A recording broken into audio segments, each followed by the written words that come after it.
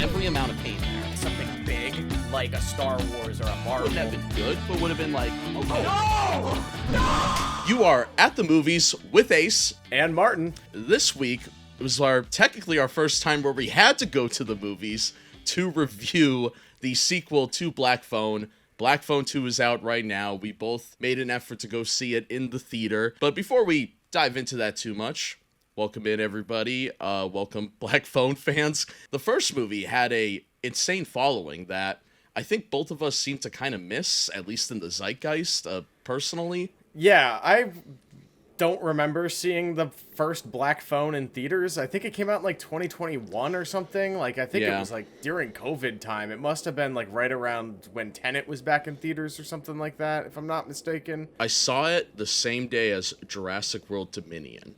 And I saw it after Dominion. I was in a bad mood. And I think that's what could have caused my first watch not being the greatest. But I feel like I missed the boat. Like, it got a lot of hype for being a, like R-rated horror movie in today's world. Like, I don't know. I feel like more people were talking about the Black Phone back when that came out than the average horror movie. And it did make a profit. It was a really profitable film. And I mean, Ethan Hawke, at least in the 2010s, was kind of like the face of like pop horror, I kind of call it, where Sinister was really popular. The Purge was a big like pop kind of horror. Black Phone to me felt like a movie that should have came out in the 2010s, but then kind of fell into the 2020s because of COVID. To me, it felt more like a movie that belonged in a different era, but not to people. I mean, the grabbers in Fortnite. Like, there is something that people do really like about that first movie. Wait, what? Yeah. The grabbers in Fortnite? Along with Jason, I think, is in Fortnite this year. Like, he's among, like, the slashers now, which is really weird to think. That's interesting. I have a lot of feelings about that. Isn't Fortnite a game for kids? Isn't the grabber a child, like, kidnapper? That's what I was thinking, too. Because I think Freddy Krueger's also there, too, and I'm like, And yet they took away the P. Diddy skin, huh? No, I'm just kidding. In the movie, at least I remember the marketing, and I don't want to say it's misleading, but it's definitely not the movie that I thought it was going to be. I wasn't expecting like spirits of children to help this guy escape the grabber. It was a little creative, but I don't know, it just didn't hit me like some of these other horror movies of that time did. The original Black Phone kind of leaned into the aesthetics of some things that the movie just wasn't. Like, I got the idea that, oh yes, there's a creepy serial killer guy that's wearing a creepy mask, and that it's gonna be primarily in a basement. It was cool that it took place in the 70s. Was it late 60s, 70s? No, 1978. Yeah, 78, right. Okay. The Black Phone 2 takes place 4 years later, which is the exact time length between movies, which is smart when you're working with child actors. Take note, Stranger Things. But yeah, Black Phone 2 takes place in 1982, 4 years after the events of the first Black Phone. The things that I didn't like in the original Black Phone, I think this movie kind of remedied a little bit. I thought that the characters that weren't the main kid and the grabber were very underdeveloped. Specifically the dad character, such a weirdly written character in the first movie that it took me out. It felt like they were trying to make him comedic relief. And then I love him in the sequel. That's the strangest part of this, because when he showed up in the sequel, that did dawn on me. I'm like, God, I really didn't like him in that first movie. And it's not necessarily the movie's fault, where you kind of roll your eyes, where it's like, I know where this is going, I know what this character's here for. And of course, the Black Phone is one of those things I have issues with modern horror, where it's trauma. The genre of horror is trauma dumping. At least in the Black Phone, we see the trauma happening. It's not really a trauma in the past, which is, at least it's all happening in the actual movie. That's always my thing too, is this weird backstory that caused all this trauma is never in the movie. Yeah, I don't know. I'm not as bogged down by the trauma trope as you are. Mm-hmm. I can understand in a poorly written movie how that feels like a way to just add sympathy to your character. The examples that I think do it well, things like Midsummer, for example, just to throw one out there, I think Hereditary really, really well. Hereditary is another one. Yeah, I think that there's certain times you can get away with trauma being the catalyst for a character's motivation. And I agree with you, because we see it all on screen and where this trauma's coming from in Black Phone, I was not perturbed by the characters behaving and acting the way that they were, especially at the beginning of the Black Phone 2. I think the sequel actually does this well, where the main kid, the brother who was kidnapped in the first movie, has PTSD, but uses it as anger, and it's more physical than mental, which I thought was really refreshing to see as well. Like, because not everybody handles these things the same way. I could totally see, somebody handling it more in a physical, angry way. If you took down, like, one of the most famous, like, kidnappers ever, like, you killed them, like, I might feel badass. I might beat up, like, kids in high school, at myself as a kid, beating up other kids after that. I guess, like, going back on the first one, the things that I think work really well in that movie is the imagery, like the iconography. I think the mask design is really cool.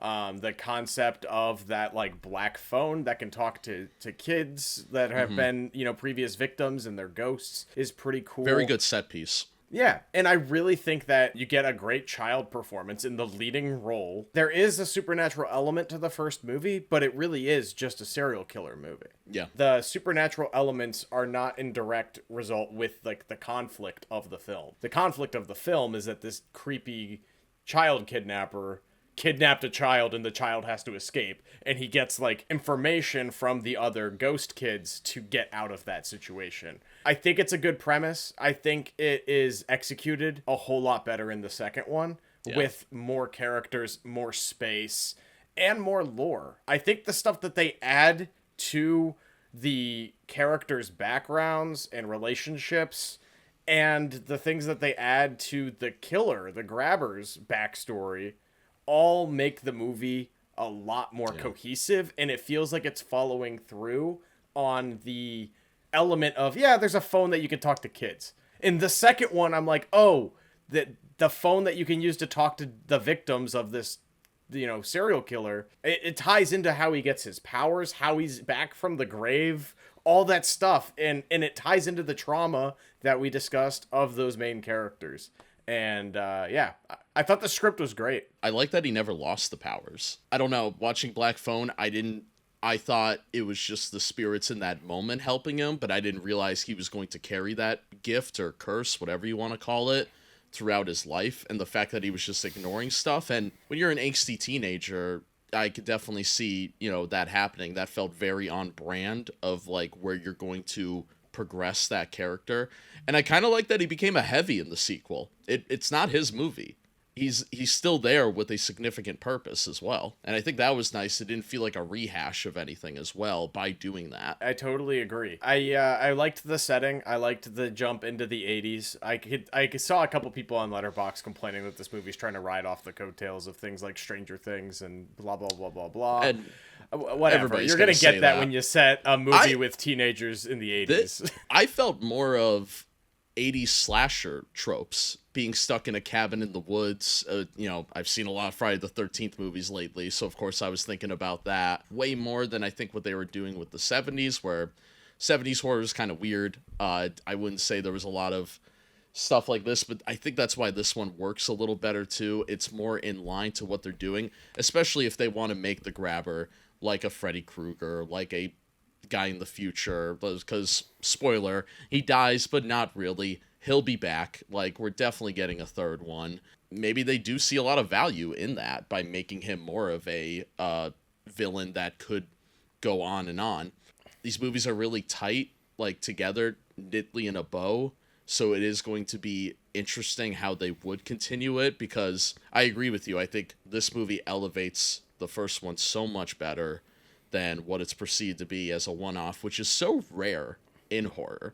I can't think of another example where it does something like that, other than, the Friday the 13th movies. A lot of times, good horror movie sequels are either ones that completely reinvent the style or premise of the original, or kind of just good by association. Like, they're very similar to the original, and some people like them more. Like, I'm sure that there's people out there that think some of the Scream sequels are better than the original or whatever. I'm not one of those people, but I'm sure that there's people out there who think that. I think the same could be said for a lot of franchise horror. You're right. This is one where they take the elements of the first one and do a proper sequel to them with all the same characters, with the same cast, the same writer, director, the same team. It really is like a cohesive studio sequel. I really like this movie a lot more than I thought I would in a lot of ways. I think Scott Derrickson is a competent director. I think the tension with him and his Marvel contract back in the day with Doctor Strange and its sequels, where they were like, oh, we're going to have Sam Raimi come in and do this now since you don't want to be on this project, and take our notes about making it a multiverse movie and rehashing stuff from a WandaVision show that no one watched.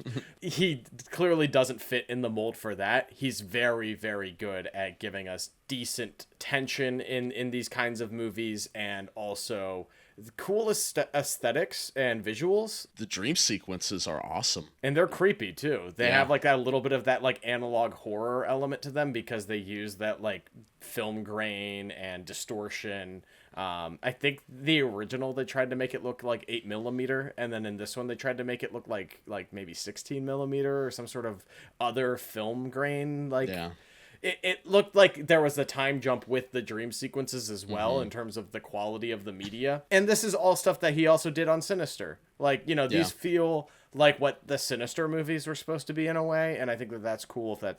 If you're into horror movies of the 2010s, these fit right alongside Scott Derrickson's other work and other Blumhouse movies. That shot of the grabber when he's just walking out of the shadows in the kitchen type area is like frightening, like really well executed. It felt like watching somebody's nightmare, essentially. There were some shots where it just felt so disorientated, where it felt like a dream. Like it wasn't just we're watching just something with a filter over it. It did feel like otherworldly. Not too over the top, though, at the same time, either. Yeah. No, I mean, there aren't, like, fake-out dream sequences. You know, the dream sequences in this movie work in the confines of how they do in the Nightmare on Elm Street movies, which I'm sure a lot of people will compare this to trying to do Nightmare on Elm Street again, or... I definitely see the similarities. Like, it's hard not to. Grabber versus but I think Freddy? This movie's... Sure. Fuck it. Freddy versus Grabber. Why not? But I think like that kitchen scene that you mentioned is a great example of what this movie does really well. I think it's my favorite sequence in the movie. Well, one, the practical effects and wire work in that scene when she's floating around, being tossed around by the grabber that only she can see, and everyone else is just seeing this floating girl. It looks just like it does in like the Exorcist movies and like the original Exorcist. It's so in your face and well done. But another thing that works really well in that from a directing standpoint is the continuity between what's happening in the dream, which is one look, and what's happening in reality in the other character's perspective, and you know, working with those overlapping shots in the same scene. It never once was confusing to me. Like, I had a good grasp on the blocking and where everybody was in proximity to the grabber, who is not actually there for 80% of the cast. And they do it again at the climax, and it works really well. It's really well done. Those two scenes, you could easily make them look so stupid. Like that, it is such a tough thing to do, and the Freddy Krueger movies have also struggled with that too. And they execute it really well. It is weird, and the comparisons are going to be there, but this is kind of what you want in a modern like Freddy Krueger movie too, where it's not too over the top. You still care about all these characters. You want to see where it goes. I really liked when they went to that church camp at first. I was like, all right, let's see where this leads to. Wasn't really excited that that's where the rest of the movie was going to be at first, but I liked every character. Barb was really funny. It's Barbara. It is Barbara. Number one hater of the movie to just everybody. Mustang. There are some kind of like I could see these characters becoming like iconic horror characters that people bring up. Like they all have their distinct like little personalities. Yeah, my favorite was definitely Armando, the like camp owner. Great performance played by that guy who. Yeah, that guy's like he's always playing a Mexican guy in the snow. That's what I know him from is the Hateful Eight. He plays Odie Oh, or okay, whatever. yeah. He's a great character actor, and I give him he's a pretty central character to the second and third act of this movie. And I like that he's also driven by the quest to find out what happened to the kids that attended this summer camp almost 30 years ago. I guess that's another good thing to point out is the framing device. This movie has a lot to say and a lot of plot surrounding the children and their mother specifically, and how they're like telepathically connected even from beyond the grave, which again is like adding to that lore of the being able to talk to ghosts thing. You know, these movies are a little bit of Nightmare on Elm Street, but there's something else in there that feels more along the lines of like Sixth Sense. And I like that they overlap and kind of mesh together in a way that gives us something that is unique. There's not anything like that in the Nightmare on Elm Street movies. I'm sorry. This movie might borrow an element from them, but it's not like this is a shot-for-shot remake of Nightmare on Elm Street with Stranger Things kids in it. It's not like Wes Craven invented the nightmare trope either. Like, he just made a slasher villain out of it. Like, I don't know why people think Freddy owns this subgenre. You're right, it is very different here, and it's so centralized to the family where we didn't really care for the father, but I liked him in this one. He's sober. They tease a little with that Busch Light ad, which it made me want a beer. I get it. And he was getting a snowplow. He was going to save his kids. Like, oh, all right. It's very hard to, especially in the first movie when you show that he's got the belt and everything. It is very hard to do a 180 on a character like that. And I don't think it's a character we're supposed to totally forgive as they're all trauma dumping to each other in the snow when he arrives. But I think we're just supposed to, just see everyone's perspectives. And I think that's just an interesting take on something like this, where in a lot of movies, especially horror movies, they would just villainize that character for sequels and sequels to come. But he was, I don't want to say he was a hero either, but it was a bit of that character had more layers than I thought he would have. One of the things that I think works really well in the first Black Phone is Mason Thames as a performer. I mean, he's holding his own against Ethan Hawke in a pretty much, these are the only two like main characters movie. And in this one, I think we see more from him as a young actor. I think he's only like 17, 18 when they shot this. Like, yeah. He's got a lot of range. He plays like the tough guy well for not that large or intimidating of an actor, but like the physicality and the way he's beating up that kid in like the beginning of the movie at the high school. It's like, yeah, no, that looks like a tough, kind of shy, down and out kid. Like that's a real person. I also thought it was great how they expanded the sister role, Gwen. Like, she's kind of more of the main character of this movie. Definitely.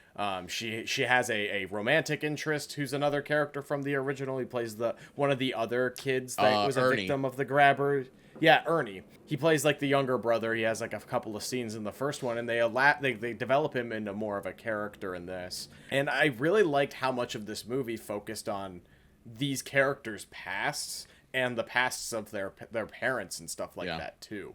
And I get that is part of the reveal of, I guess, maybe why the dad was behaving so awful in the first movie or was such a poorly written character. But like, they gave it a universe reason why that character can be better. I think this movie shies away from being really on the nose about it. Like, sure, he sees the Busch Light ad, and that's when he makes you think he's going to call up somebody and be like, all right, I'm going to the bar. Gonna get hammered again.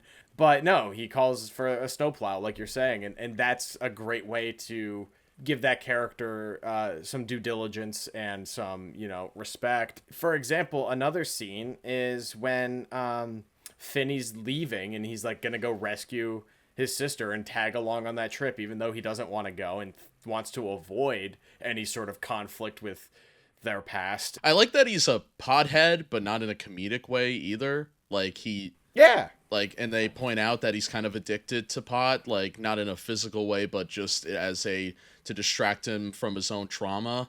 I thought that was really using it effective as like a well. coping mechanism. Yeah, almost like a security blanket in a way. I thought that was really well done as well. Yeah, and none of that felt like it was like on the nose or trying to be like a message or whatever. Like it's not like he explicitly tells his dad. Like, I mean, he does tell him like, "Hey, do me a favor while I'm gone. Don't start drinking again." You know, and his dad's like, "Look, I'm almost 3 years sober. I will be 3 years sober next week when you guys come back." Like that kind of conversation felt pretty realistic. Also, you know that the dynamic between that father and son relationship has changed over the course of 4 years, and they don't talk about how it's changed. The dad's turning a blind eye to his son smoking weed every night. He's like, whatever, he's his own kid and he's killed a serial killer, so I probably can't challenge him in the way that I did when he was a little kid. And that's like realistic. And I like that it's not explicit in your face. I thought the script for this movie was so much better than the first one, and honestly like better than what this genre usually gets. Like I was impressed with this movie in a lot of ways. When we talked about our top 5 horror movies to watch, you know, a couple weeks ago, and if this movie did come out in like September, it would either hit my list or I would at least recommend it in an honorable mention. I don't think this is a bad movie at all. If you're looking to see a horror movie this October, as of this recording, we don't have that many days left, but if you're looking for something to watch Halloween weekend, this ain't a bad pick at all. What did you not like about this movie? Because I have some nitpicks. I have some things that I am like, oh, come on, what are we doing here? You lost me a bit. There was a couple of things with the mother at first. I think it all came in very well. I don't know how I feel about the grabber actually killing her. I think that deviates from the trauma of the father a little bit. Like, I don't know. I still don't know how to feel about it. The fact that it was the grabber that did all this to this family does kind of make their talk in the corner a little less, like a little more weird to me. But that is such nitpicking, and I understand why they did it. So the climax felt really satisfying. You really want to cheer for all of them to work together. But I don't know. I thought the mother may have committed suicide because she kept hearing all the kids and she couldn't help them. I thought that would be way more effective than the grabber killing her.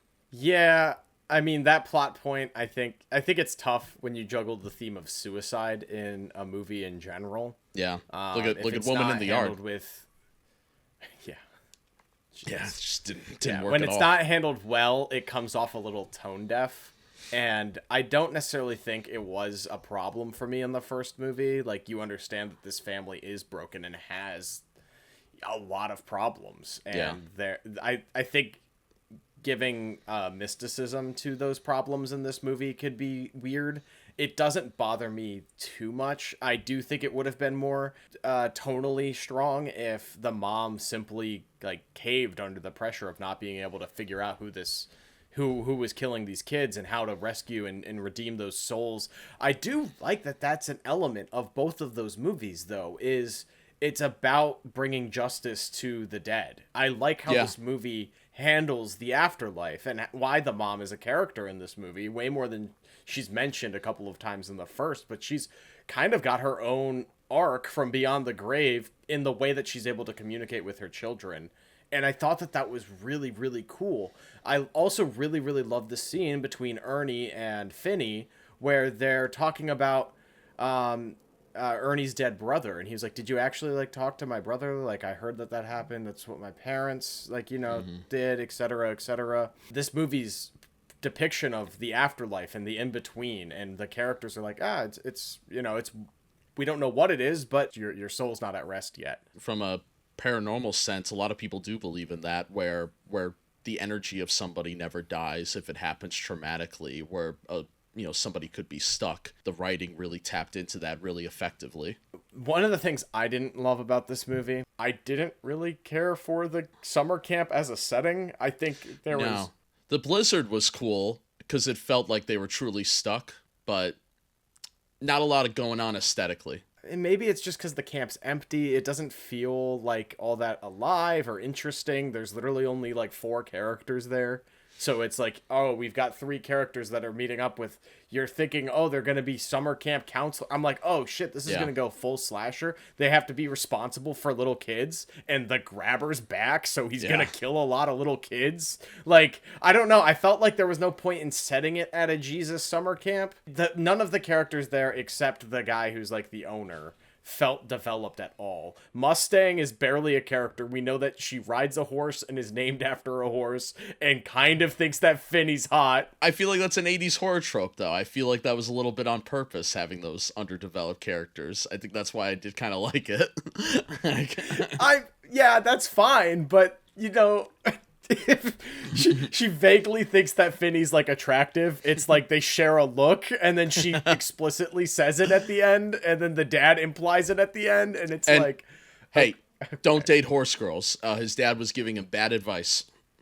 Yeah, I mean, I don't think that dad is really a master of human emotion, so... I apologize to all horse girls listening. I didn't mean that. I doubt there's a single horse girl listening to this podcast of 2 white guys talking about horror movies for the 4th week in a row. Maybe Mustang was there for the horse girls.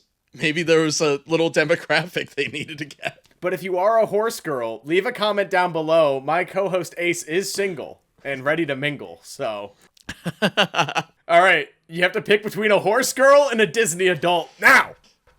Well, so my biggest gripes with the setting were a lot of it just looked kind of like shitty, like green screen, or maybe like that Star Wars like LED wall screen. Like I didn't really believe that these characters were like out in the cold. Like there's a element of this, especially every phone booth shot where I'm like, God, that's so fake behind them. And it's like a pretty setting. It's this like hill into a valley, into a lake with big mountains. Like I've seen places like that in Colorado. Did we not film this on location? What are we doing? I'm sure it's not the greatest budget. I'm sure, they tried their best when it came to that. Maybe it is. Maybe it was too expensive to shoot up there. Couldn't get the right permits, whatever.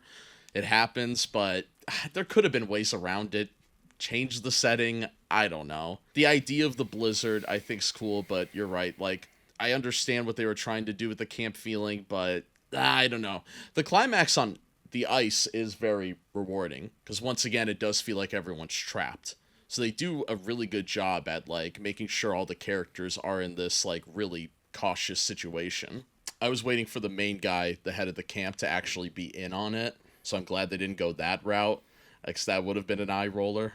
Yeah, I'm really, really glad that this movie, because, like, I think the first one is totally, like, really dark, and, like, that's fine. This one has elements that are really dark, and, obviously, like, dead children are, like, a major plot point of this franchise. In the world we live in today, that's, like, kind of a hard thing to stomach. You know what they might do is do a Wild Man Bill prequel and have it in the 60s. I could see that happening, too, because there's a whole decade of where we don't know what the grabber was doing. Yeah, they'd probably have to cast someone else besides Ethan Hawke, and whoever they have as the body double in, like, the little flashback scenes looked pretty cool. Was Ethan physically in the costume? We never see his face in this movie other than the end, but then that's all makeup. Yeah, it's a bunch of makeup on top of his face. I'm assuming that he's doing some of the work. Good for him if he did it. Like, that's cool as hell. I'm assuming he did some of that work. Because there's a lot of A-list actors that wouldn't, a la Doctor Doom, Spider-Man coming up. Are you thinking Robert Downey Jr. got paid $100 million to come back to the MCU for 3 days on set? Is that what you're implying? It would not surprise me if it was revealed that he had a double for a lot of the movie. I would not be surprised. Also, the guy is 60-some years old, but all right, that's a conversation a year from now. Oh, God, you're going to make me see a Marvel movie again? Anyway, let's do closing thoughts on the Black Phone 2. We've talked about this quite a bit. What'd you give it on Letterboxd? I gave it 3 stars on Letterboxd. I think it's a solid watch this spooky season. If you're looking for a theatrical movie to see, I think this is the one to see it. At least that's playing in theaters right now. It's got some tropes that I'm not a huge fan of, but overall, a surprise. To be sure, but a welcome one. Yeah, it sounds like it's a 2 thumbs up from At the Movies with Ace and Martin here. I gave this actually a 3.5. which is a Okay. whole star higher than I gave the first one. I think that this is a great improvement. I think it gives new lore and mysticism to a movie that I was a little confused about what it was trying to do with supernatural elements. This one establishes a really interesting continuity, and I'm here for a Black Phone 3. I can't believe I'm saying that. It seemed the first one was a little afraid to do the supernatural, where this one embraced it. So I think a sequel or even a prequel to Ethan Hawke's character, I'm down for either one. If they want to go into the 90s, cool. I'd be sick. I finally found the horror analogy, by the way. We were trying to think of like a sequel that does this as good or does something like this. This is the best studio horror movie sequel I've seen since The Conjuring 2. And I think it's very similar to Conjuring 2, where it elevates the stakes and the characters and the depth, but at the cost of maybe being as tonally dark and serious as the first one. I do appreciate that this movie had the goal to be serious all the way through. There's not like comedic relief characters. I mean, there's scenes that have like banter in them, but it feels pretty realistic. I guess like the Christian couple that works at the camp is like the closest thing you have to comedic relief in this movie, and then like the dad too a little bit, but it's not like these characters aren't realistic. It's so funny that everyone instantly knows that the sisters slept in the boys' dorm the next day. Like, just huge haters. Barb. Yeah, right. I also don't understand why Mustang doesn't sleep there. Like, why does she have different quarters? She's like the same age as these kids. What's going on? Yeah, I didn't get that at all. It was a weird. You could have made a better excuse in the script. I feel like for the safety, because there's a storm and she's having sleep nightmares and stuff like that, and is prone to walk out into the snow in the middle of the night. When the guy was like, "I could lose my camp license if you sleep in there again," who's gonna check on the camp? You're in a blizzard. Yeah, in the middle of the blizzard, there's some camp auditor. and really, if there's only like 5 people there, I think as the head of the camp, I'd be like, let's all sleep in the same room, so we all know where we are, so nobody, freezes to death if a heater turns off or anything. Yeah, I don't know. Like I said, the script's better than I was expecting. It's not perfect. Alrighty, Ace, up next on At the Movies, I recommended Rosemary's Baby to you and our audience at home. What did you think of Roman Polanski's 1968 horror breakthrough? It was my first time seeing it. You did pick it because we talked about movies that's on our watch list forever that we never get around to. So you finally got me to get around to this movie, and I thought it was great. I really enjoyed this movie. I could see why you picked this movie for me, because I love movies with just strong performances, like I'm watching a play essentially, and that's what this movie really feels like to me. It is such a good script for an actor, for an actress, especially in 1968. This is one of the best performances by an actress I've ever seen. That's my biggest takeaway. I think Mia Farrow is absolutely incredible in this film. Yeah. And obviously this is like a little bit of like an elephant in the room. This is not an endorsement of Roman Polanski or his actions. If I ever make it in the business, I'm not signing any petition to keep him Oscar eligible or anything like that. But I do think you're right that this movie takes a lot of elements of like that kind of New York East Coast theater thing. Now, a lot of this was shot in LA as New York. All the interiors pretty much are on a soundstage. Yeah. But this movie does have that New York pulpy kind of like great stage and screen actors. And it's got an element of that, like, that French, like, new wave cinema. You think of, like, Jean-Luc Godard and in those movies of the early 60s. This film has, especially in the editing styles and some of the montages, has a lot of those elements carried over in, like, the same year as Easy Rider. Like, this is a truly fantastic feat of American filmmaking and way ahead of its time. Another element as to why I recommended this movie, because we were talking about the Final Girls and this concept of women in horror, and I think that this is truly one of the great movies that doesn't quite fit into the bubble of slasher, and I knew it had been on your list for a long time, and I'm really glad you enjoyed it. It's a frightening movie. I'm sure, especially as a woman, it'd be really frightening because this woman is not in control of her body for the entire movie. themes of that is still talked about to this day. It's still topics that are discussed like that to this day. You're terrified for her. You want her to escape. And the movie, there is so much gaslighting in this movie. Even when at the end, you think she finally gets help and she sees somebody outside of this bubble, even at the end, they gaslit me so much in this entire movie. I was like, maybe they are vertigoing me. Maybe this isn't what I think it is. Like, I was thinking, like, Hitchcockian a little bit, and I was like, maybe they are getting me. That's how insane this script is when it comes to how well executed that, theme of the movie is. Yeah, no, this is truly a upsetting movie with the lack of honesty and the amount of manipulation by almost every single character in it. It is a very paranoid movie, and it is a very, like, unsettling movie, especially when you look at the central relationship of the movie between this, excited, happy young couple. She's so vibrant in the beginning of the movie. Like, it's like how, I'm sure we have related to, like, going to college or first moving to a big city. Like, you're so giddy and you're just so bright with joy, and you see it slowly go worse and worse. And a lot of people have critiqued it that this is a take on urban living, of how the claustrophobia and the constant people around you could really affect somebody as well. Yeah, when you live in a building that turns out to be a satanic worshiping cult trying to make you to give birth to the Antichrist, living in a big city can be tough. It's just another Saturday in Manhattan.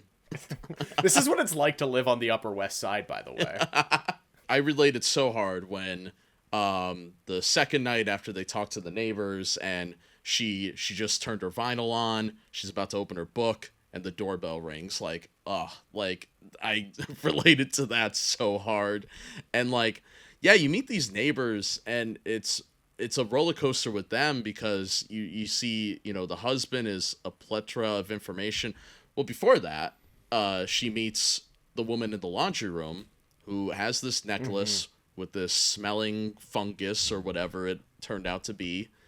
And then a day later, she takes her own life, allegedly, jumps off of a building.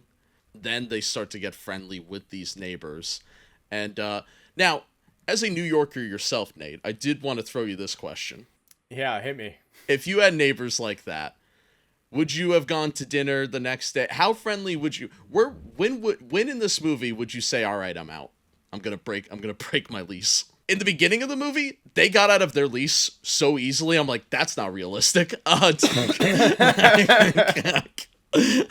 Yeah, when they're hopping, the opening scene is them touring this apartment, and they're like, yeah, the old lady that lived here, she passed away. You can take whatever furniture you want. It's kind of up for grabs. The son's down to sell anything, and they don't keep a single damn thing. They got that entire place. They repaint the walls. They're like, we are not living like the old lady that used to live here. And I like that. That element of it feels like that, not necessarily gentrifier, but that feels like the young money moving into New York, that excitement and all that kind of stuff. Which was big in the 60s in New York, too. Absolutely, yeah. This is kind of almost a proto-commentary before the big, like, yuppie boom of the 80s New York. We're way past World War II now. The baby boomers have kind of, and this is kind of like that next generation trying to fit their mold into the city. It's an interesting time capsule movie that way as well. Yeah. But to go back to the question you asked, how long would I make it in this situation? If I had witnessed a suicide, corpse on the ground trying to get home to my place within the first week of living there, I don't know if I'm going to dinner with the couple that was housing that person the next night. I probably would a week later. Realistically, I mean, you know me really well. We used to be neighbors. My catchphrase is, like a good neighbor, Nate Martin's there. I would probably get them flowers or a card the next day. I'm probably not coming in and going to dinner and rubbing elbows and being best buddies with them. One thing I really like about this scenario and how well Mia Farrow's character is written, how well Rosemary is written. She's the first to observe things, little dents in the ground as Yeah. they're walking through this apartment, where objects and furniture had moved, before moving into the apartment. And her husband's so oblivious. Yes, and when she gets over to their apartment, don't you think it's weird they got rid of all of the photos of her? It's literally been a day. Yeah. The only one that was hanging is now removed. There's like the dust there. That is what makes this so scary, is this woman's not stupid. She might be a stay-at-home and her only ambitions in life at that moment are to have kids with her husband, but she's not a dumb character by any means. No. So the fact that she's so observant to all these things and is just being told by everyone around her that she is not right or that things are not what she thinks they are is horrifying. This is an extremely paranoid movie, and I think it's really, really well done. It makes you think about everything. Of course, right away, the weird drinks that the doctor's making her, even the little cake that's eating after. There's so many things. If I had to nitpick this movie a little bit, do you think it was too on the nose that it was the devil? Should there have been a little more doubt? They make that scene where the one person points out, oh, she's still awake. That kind of took me out of it. I'm like, so this is definitely not a dream or anything. Was it a little too much? Because there's a part of me that's like, you could have heightened the paranoia even if you didn't know if what you saw was actually correct. Even though at the end I was doubting myself a little bit, I still pretty much knew what was going to happen or what was going on. I think the conception scene is truly one of the most upsetting scenes in 60s horror period. Yeah. I think that there's so much about that is triggering and that is like messed up. I think where it comes in the movie, which is like right around the 30-minute mark, I believe, of this movie that's a little over 2 hours long, that is like the true inciting incident. We've gotten a little bit of a setup with these characters and like the setting and a little bit of into the mystery that Rosemary is starting to wrap her head around. But that is the moment, that's the point of no return. Yeah. And I think because it's maybe the most iconic scene of the movie. It's very frightening. It kind of comes out of nowhere. What do you think the yacht visuals mean in that movie? I think there's a couple of different ways to dissect it. I think part of it is that's her dream. That's the life that I think she's like trying to have, or that she sees them having when they're successful. And I think because she doesn't take the full dose of that powder, that undertaste that she discovers in the dessert, I think there's these layers to reality that are going on in her dream. And I think the most frightening part of that entire sequence is when she wakes up the next morning and you see the scratches on her. Yeah. Because now wait, so she was actually partially awake while all of that terrible stuff was going on with the cult and all the naked people and the big beast arms. Like, you're like, wait, so that actually happened? But no. Then the movie and the character gaslight you, the audience, and Rosemary, the character, with her husband being like, "Oh yeah, you had a lot to drink, but we're trying to conceive." Like, yeah, that's disgusting. He literally rapes his own wife like 40 minutes into this movie, and there's part of it that's so dismissed, and she's like sitting with it like, "Oh, I guess that happened. Then I didn't imagine that." It's horrifying. It's fuck? Yeah, it's so like uncomfy. Like no matter what scenario either, they gaslit her to a scenario that's still bad. But yeah, you didn't like oh, it wasn't the devil, but I still did this. It's like, well, both scenarios are pretty problematic. So it's like it's so funny to me the cover up is still bad. So Guy Woodhouse, her husband, did all this to further his career. He didn't get a role, and the person in front of him got it. Magically goes blind, and that's how he gets the role. Rosemary's friend, the older man that gave her the book, is it a family member? I think he's like a pseudo uncle. I don't know if they go over how he's connected, but he's like a figure in their lives and supports them as a couple. Is this just normal in the 60s, like token, like older male friend for the wife? Well, he's friends with the husband and the wife. Okay. He's just hanging out with the wife all the time. I think that she met Hutch through her husband. I think he's like okay. an old stagehand or one of the guys at the playhouse or something like that, who's now older and like retired or something. Like I don't know, but that is a trope of people who live in New York. I have friends that are like 60 years old. I hang out with them sometimes. Yeah. That is part of life in the big city. I love that character. Hutch is one of my favorite characters in this whole movie. He's us, the audience, pretty much, where it's like we're in a way where he's the only one other than Rosemary that is looking at this like, and trying to figure it out, just like all of us. Yeah, I mean, he's the perfect friend that you would want to have as you're slowly being introduced into a cult, which I have no personal experience with. Don't ask. Anyway, when those two characters meet, and there's that look on Roman's face the whole time where he doesn't want this guy around. It's very clear that he's like, because he's like asking about the Tumen spice or whatever that's on her necklace. He's like, I've never heard of that. You said it's a spice, some sort of herb. It looks more like a fungus. Like, you know, there's like he's like there's something not right. I've never heard of that, and he's smart. You know, like that's a really, really great scene, and there's so much in the performances that is not in the text of how that is delivered and how that is framed. You immediately know that this shadow little, you know, cult, this shadow organization is going to do something to get him out of the way. Especially since they just did that with the actor. You know, there's the themes of like witchcraft in this I really like because it's all off screen for the most part. There's not like a bruise and summons and all these kind of, we don't see the magic. The magic's just happening and it's evil. Yeah, you're right. We don't see anything actually supernatural other than the quick, you know, faces of the devil, but that's not really supernatural per se.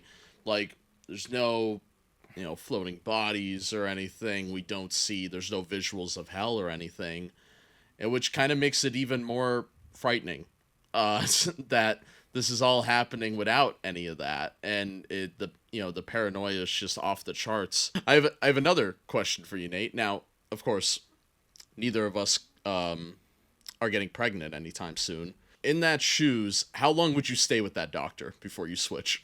That's another one of the really upsetting scenes to me is she likes the doctor she has. He seems like a good Dr. guy. Hill seems cool. Yeah, it's the dad from Beethoven in his first movie ever.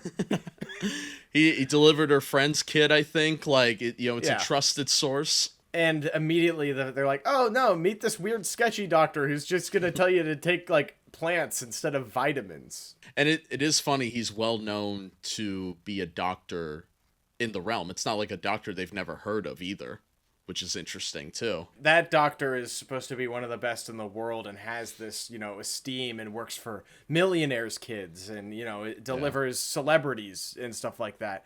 And that's another thing that I think this movie gets so right. Is there's this Faustian deal for Guy to become an actor and get the roles that he wants. He's obsessed with being in the highest class possible. And that's why he is so on board with throwing away his marriage, his wife's safety, and not even like letting her in on it. There's also this element where I believe that Rosemary loves Guy.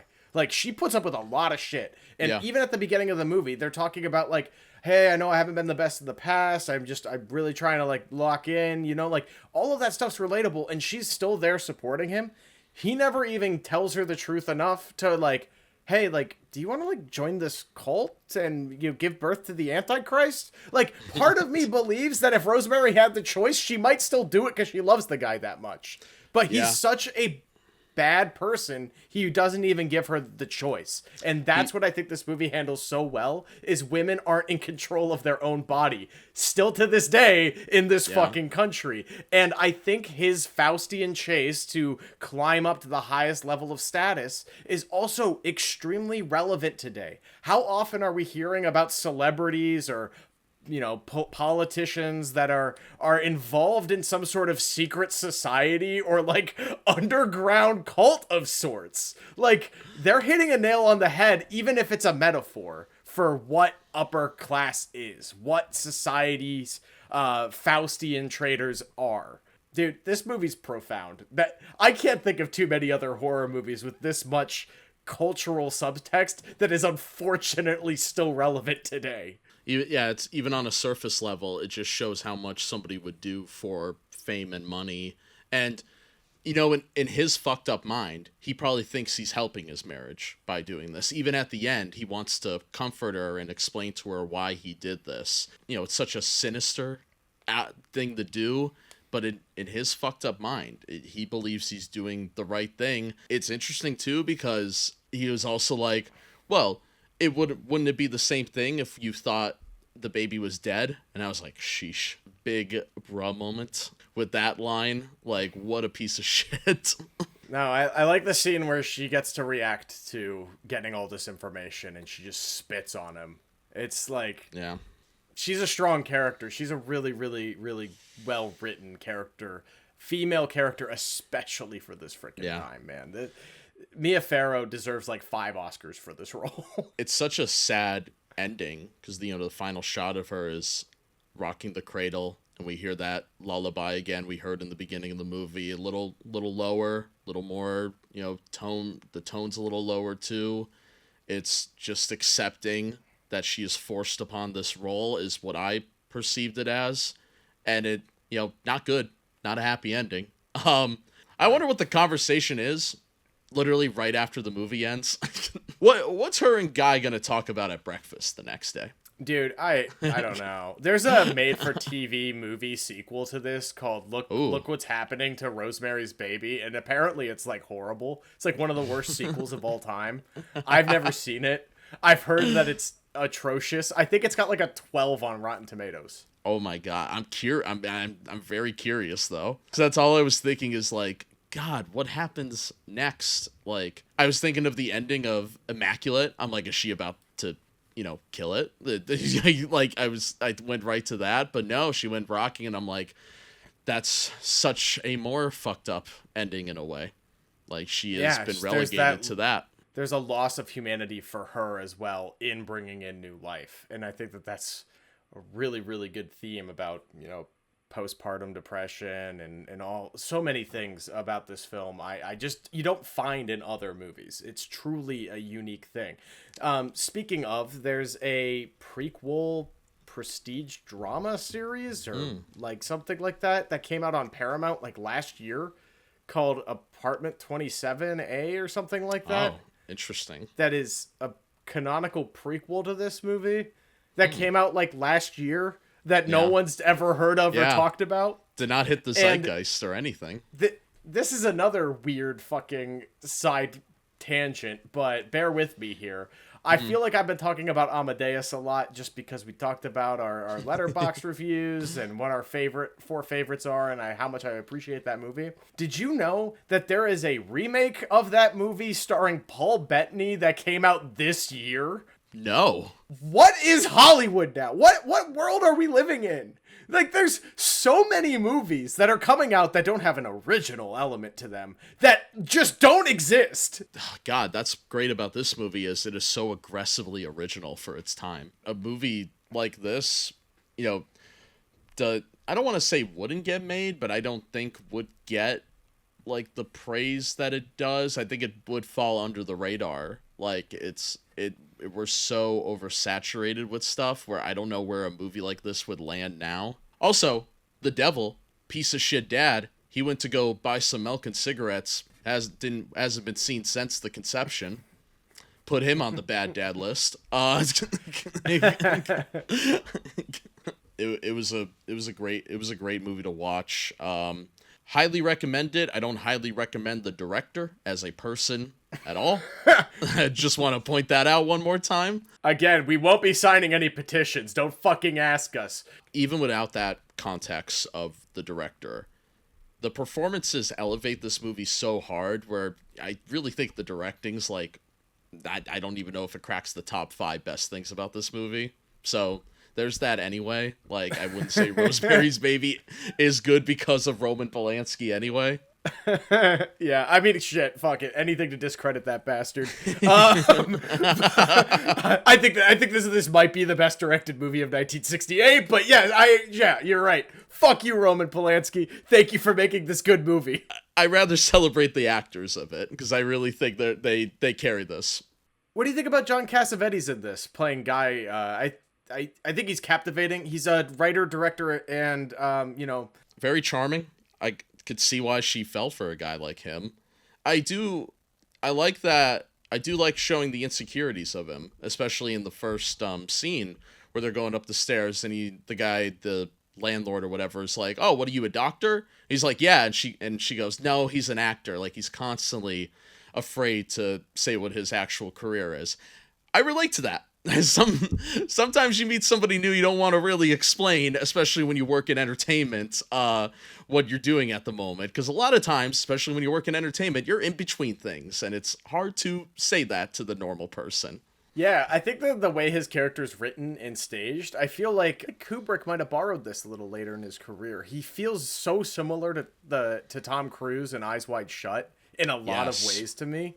Yeah. I feel like these movies are almost like companion films in a way. Like, there's this handshake, especially when you get into how big this, secret organization of Satan worshipers really could be, in the fact of, like, oh yeah, this well-renowned doctor who's delivering all these millionaires' babies is the one we're sending you to. It's like, what the hell is going on?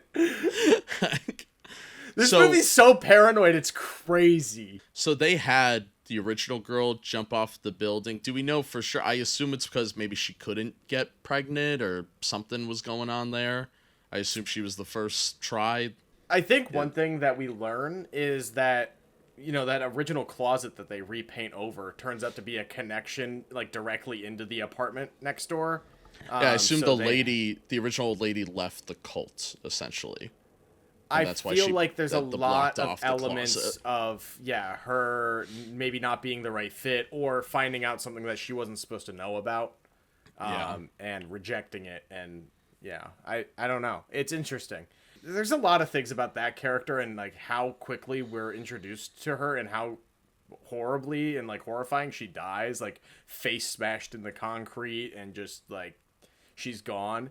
I hate how cold the characters talk about it. Like, well, I guess they didn't do that good of a job rehabbing her or whatever. Like, it's like, jeez, like, come on, that's so dark. Like, they get a very accurate depiction of really cold people in this movie, even at the beginning before shit hits the fan. And it's extremely sexist. Like, all those comments are usually from men talking about women. Like, it's really gross. It is a very a view on the patriarchy, pretty much. You could say that it all ties into things like that, which is stuff, as recent as Barbie, the patriarchy was brought up. These are still topics, we talk about to this day, and it's fascinating. Here we are, 60 years later, and you still get so much out of this movie. Yeah. Would you rate this one over on Letterboxd? I gave it 4 stars. Upon rewatch, it could get higher, but I think 4 stars was completely fine for my first watch. And it's definitely a movie I want to revisit and do more stuff on, because this movie's got a lot of layers. We could even, on this podcast alone, I'm sure we could talk about other things about it for another 2 hours. Like, that's how, in depth this movie really is, and how each character, you could go on a tangent about any of them, really. Do you think Bill Simmons has done a rewatchables on this? Do you think he will? I would love for it to happen. God, it probably, I'd be so curious on what his half-assed internet research on it would be. Yeah. Anyway, Ringer, if you're listening, buy us out and we'll do it. Yeah, I'll talk about movies on Netflix. Sure. You guys need some Gen Z voices. I promise I won't fall asleep in the theater. What did you give it on Letterboxd? I believe this one's been sitting at a 4 stars for me, as well. Yeah. I think it's truly one of the most unique movies of its time. I think it has themes and layers to it that are unfortunately still relevant today. I agree with you that the acting is definitely a highlight, not just from Mia Farrow, but from the supporting cast of, incredible caliber actors that you don't normally get to see. These like theater trained old school character actors just absolutely crush it in this movie. I think that there's some things about it that are a little like dated in terms of like the aesthetics and the filmmaking itself. I'm not the biggest fan of the French New Wave editing style, especially in these kind of hybrid crossover films for an American audience. I think it is paced better than your typical French New Wave. Like, it definitely is more of the Americanization of French New Wave. I don't know. This has been a 4 stars for me for a long time. I don't see it going too much higher, but there's a lot to really respect and appreciate about this film. It's over 50 years old now. This movie that is wild to think. This is truly one of the greats, and if you haven't seen it, how'd you get through this discussion? I feel like we were pretty explicit with spoilers. We kind of started out with me like instantly talking about like everything like. And if you did watch along with us, let us know your thoughts in the comments. Especially if it was your first time. Yeah, check us out over on the Discord. Talk about it in the movies thread. We'd love to have a discussion about this film and the Black Phone, if you caught that as well. Next episode will actually be this Friday, where we're going to do a little Halloween special and talk about the best Halloween movies that aren't Halloween movies. It'll be a little like half-hour special of the pod, something to give you guys on Halloween. Solid episode. Really enjoyed discussing both of these movies. And and this has been At the Movies with Ace and Martin. And I will see you all in the next episode. That's not your outro, right? Well,